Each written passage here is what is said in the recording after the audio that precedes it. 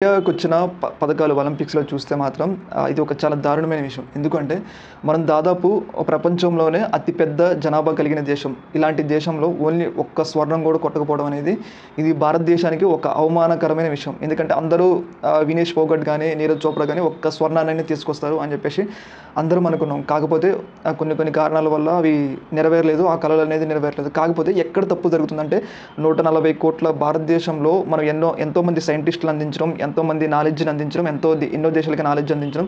అయినా గానీ క్రీడలకొచ్చేసరికి ఎందుకు ఈ స్థాయిలో దిగజారిపోతున్నాము అని చెప్పేసి మనం ఒక ఆత్మవిమర్శ అయితే చేసుకోవాలి. ఎందుకు అంటే మన పక్కనున్న చైనా దాదాపు వాళ్ళ యొక్క ప్రతి ఒక్క ఒలింపిక్స్‌లో వాళ్ళ యొక్క సత్తాని చాటుతున్నారు. చిన్న కంట్రీస్‌లో కూడా వాళ్ళకి సంబంధించిన ఆ సిల్వర్ మెడల్‌లో గానీ, రకరకాల గోల్డ్ మెడల్‌లో గానీ వాళ్ళ పోటీని చాటుతున్నారు. కాకపోతే ఇంత 140 కోట్ల ఉన్న దేశంలో ఎందుకు మనం ఆ స్థాయికి ఒక్క స్వర్ణం కూడా కొట్టలేని స్థాయికి వెళ్ళిపోతున్నాం అనేది మనం ఆత్మ పరిశీలన చేసుకోవాలి.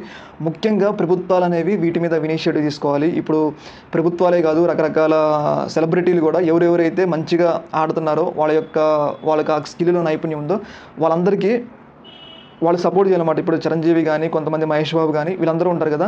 ఓన్లీ ప్రభుత్వాల మీదే బాధ్యత పెట్టకుండా కొంతమంది ఏ ఆటలో నైపుణ్యం ఉందో వాళ్ళకి తోడ్పాటు ఇవ్వడం ద్వారా, వాళ్ళకి ఒక మంచి స్కిల్ అందించడం ద్వారా వాళ్ళు ఒలింపిక్స్‌లో కొట్టడానికి మెడల్ కొట్టడానికి ఛాన్స్ ఉంటది. కాకపోతే మన యొక్క ప్రభుత్వాల నుంచి గానీ, మన యొక్క సొసైటీ నుంచి గానీ ఎలాంటి తోడ్పాటు అనేది ఒలింపిక్స్‌కి వెళ్ళేటోళ్ళకి ఇవ్వట్లేదు. ముఖ్యంగా ఎక్కడ తప్పు జరుగుతుందంటే నరేంద్ర మోడీ వచ్చిన తర్వాత ఏమన్నా మారుద్ది అంటే ఏమీ మారలేదు. అర్థమవుతుందా?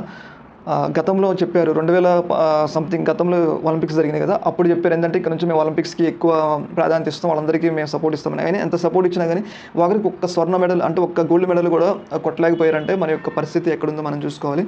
ఏదేమైనా గానీ వీటన్నిటిని ఏందంటే ప్రభుత్వాలు ఏ క్రీడల్లో ఎవరెవరు నైపుణ్యం ఉన్నారు వాళ్ళందరికీ ఇచ్చి శిక్షణ ఇచ్చి వాళ్ళకైతే ఒలింపిక్స్ ఇవ్వాలి. అంటే ప్రభుత్వాలే చర్చ చేయాలి. ఎందుకంటే మనకి మెడల్స్ కావాలంటే ప్రభుత్వాలే చర్చ చేయాలి. ప్రభుత్వాలే ఇనిషియేటివ్ తీసుకుంది మెడల్స్ ఎక్కడి నుంచి వస్తాయి. అలాగే ఇప్పుడు చాలామంది మనం 4 దేశాలు ఆడని వరల్డ్ కప్ గెలిస్తే అంటే క్రికెట్ T20 వరల్డ్ కప్ గెలిస్తే దానికి ఎంతో హైలైట్ చేసినాం.